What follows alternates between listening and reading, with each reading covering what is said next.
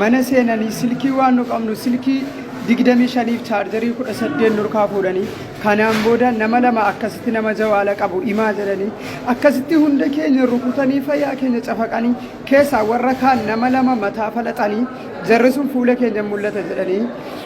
viidiyoo dhufuu didanii warra kaan immoo dudda jaraa akkasitti uleen dha'anii kaan kunoo bareechaati ilaalaa akka jarritti dhiigsan kaanis kunoo waan jedha godhan kanaafuu jennaan akkasitti shoorxaan arramanuun seenanii wallaahi dhukkee nurraan kaasanii eegtanii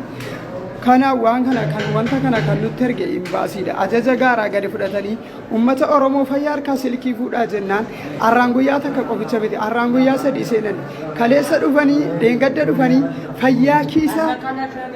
dheengadda dhufanii fayyaa mana keenyaa siinanii kiisa gurraacha jedhanii kaartoonii nuti irra ciimnu waan takka lafa irratti nu hambifne arrammoo dhufanii silkiin mana kana jira jedhanii nu keessaa manguddoo nama lama keessaa gabbaasanii tumanii kaan qaama saalaa jaraa caccabsanii jilba jaraa caccabsanii warri kaan danda'anii ta'an